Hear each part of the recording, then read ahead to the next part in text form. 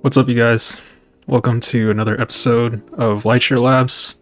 This is Dom, and today I'm going to be doing another demo with Adrian, and we're going to be going over another full environment process from start to finish.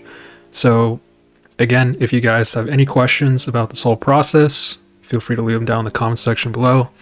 And for future videos, feel free to recommend to us anything you guys want. It can be characters, environments, props, vehicles, just anything you guys want us to create, and we'll showcase it to the best of our capabilities.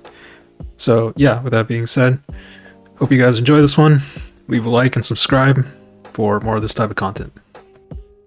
So today we're going to be painting a London street scene.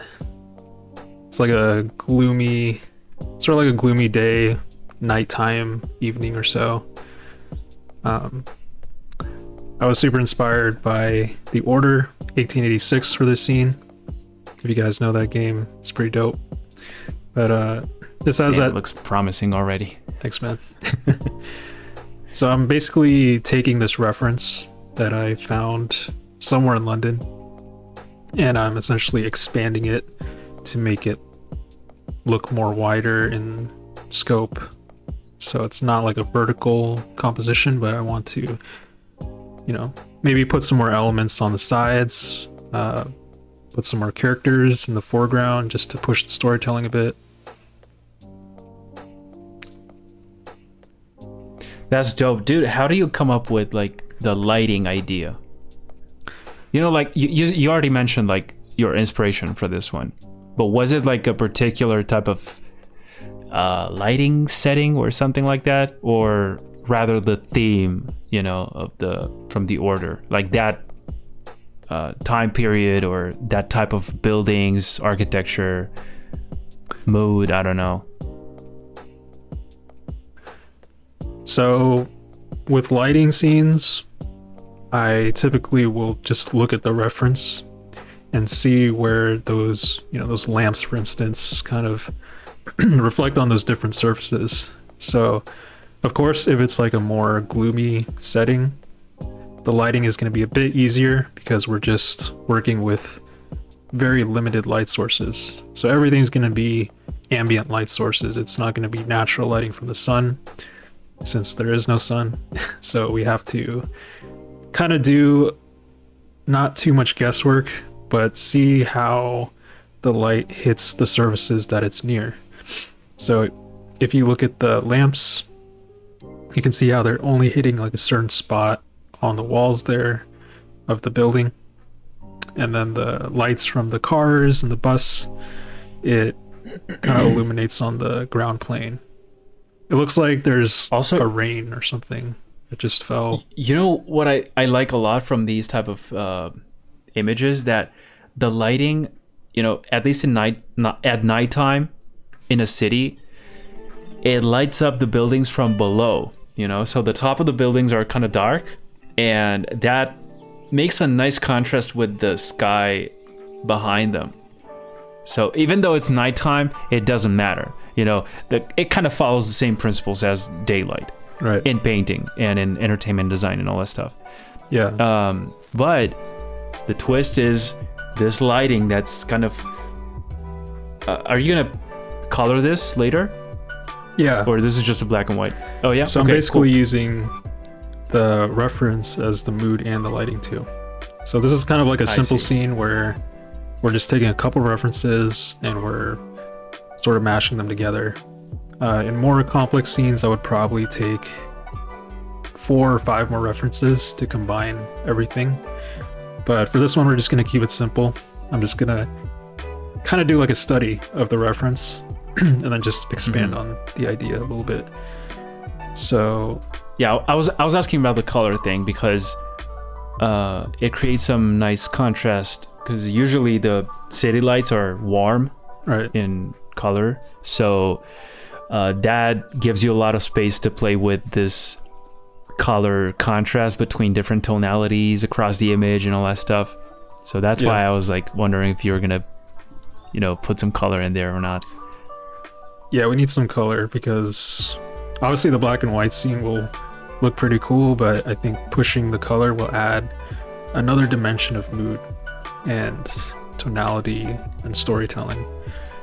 So first I'm just carving out the lights just to see, you know, what sort of direction I want the as you can see, I just kind of took a little bit of the image and reference a little bit of the colors. I just use a quick color mode just to have like a quick wash on there.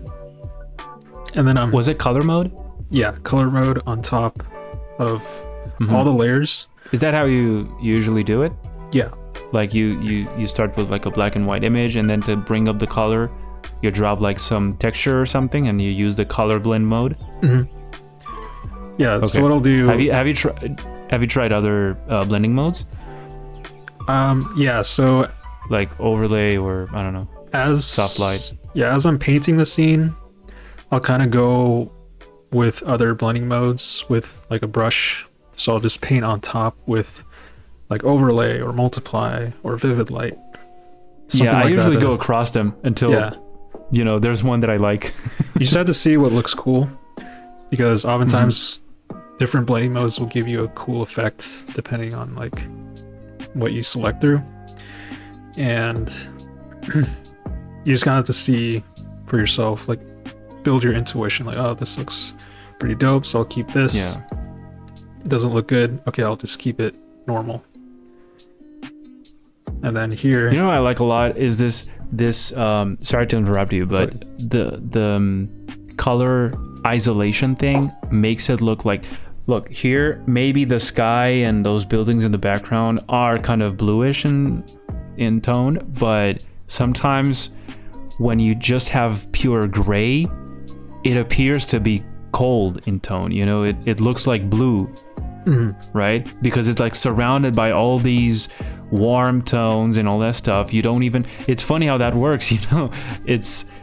I find it kind of fascinating, I don't know, like to just be painting with like gray and see it as some bluish tint or something just because of the surrounding colors. Yeah, I think it helps because it gives it that counterbalance of the complementary colors. Like you need the blue with the orange, so it counteracts that warm light with the cool light from the sky, at least. So yeah, I mean, I like how you're applying more textures with your brush work. Thanks, man. Yeah, I'll always try to use like different brushes throughout your piece so that it keeps it varied. I could paint this with just the round brush, but I don't think it would give me like the variation I need with all the texture brushes, things like that. So do you have specific preferences from like for your brush set, like for each thing you paint with this brush only, or this one is for, I don't know, I can't come up with any example right now, but let's say the city lights, the street lights and all that stuff, or yeah, so I'll use like the round brush or like the triangle brush for blocking out elements like the city and stuff, and then I'll use like a rougher texture to get that noise on the buildings, because you know, as you look far back you can see how like a lot of the elements are condensed. So to get that effect, you use like a kind of like a chalky scatter brush to get like that those dense elements, because otherwise if you just go in and paint every single detail, it'll take too long. But you just want the implied design aspect of it, the implied detail, to make it seem like it's really detailed. You know what I mean?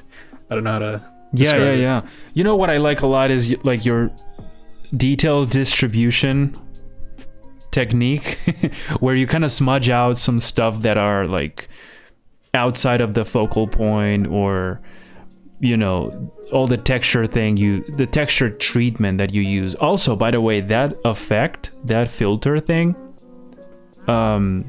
I've always been curious about that. I don't think I've ever used it. The one with the edges kind of stuff. Yeah, I was gonna say something about those filters. So if you use something like the line filter, it's called poster edges. I think that's what it's called in the filter section. But essentially, if you use that, it kind of outlines all of the building edges that you have in the scene, or whatever element is in the scene. It will like outline that edge. So you can collapse the layer on top and then apply the filter and then erase away which areas are, you know, super dense with that texture filter. Yeah. But yeah, here I'm putting in characters. I like to work that way as well. Yeah. With like collapsing layers and stuff to have it all on one layer finally. Yeah, it keeps everything like not too scattered in the process, because before I would use like a ton of different masks and everything. But now I try to keep it simple. You can do that to a certain extent, and then I always end up collapsing everything and working on that one layer only. And by the way, I like what you're doing with the, you know, highlighting that character, like using some light right behind him to make him pop. Helps the contrast is important. Figuring out that value stage is really helpful. I like how you depict like the reflections on the floor, you know, especially like on dude. street scenes like those this are one. Always fun to put in. I just use like a color dodge, and it kind of illuminates that light really quickly. You seem to have quite a very good control of like what things to smudge and what things not to smudge, you know? Nice. Like what things do you blur out and what things not? Yeah, it takes... Do you usually do that with the smudge tool or the... Mixer brush. What was the other one? Yeah, mixer brush. So I like to use that tool a lot to vary the edge work. I think I said in the previous video, you should have like a combination of hard and soft edges, so that it gives that variation. You could have it all graphic shapes, but I think adding just a little bit of smudginess to the edges gives it that painterly look. See, this is the color contrast that I was talking about in the beginning. This is what I was expecting to see in the piece. Oh. It's so dope. Thanks, man. So cool. Also, like the value structure, you seem to have like everything kind of laid out from the very beginning, like we discussed in the previous video we made, which by the way I recommend you guys to check out, because that's fully black and white. So this is like the same process. No color, yeah. With color applied. So, but yeah, that's pretty much the whole scene.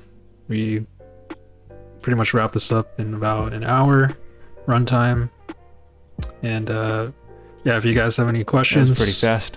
Thanks, dude. Wow, dude. But yeah, leave in the comments below if you have any questions.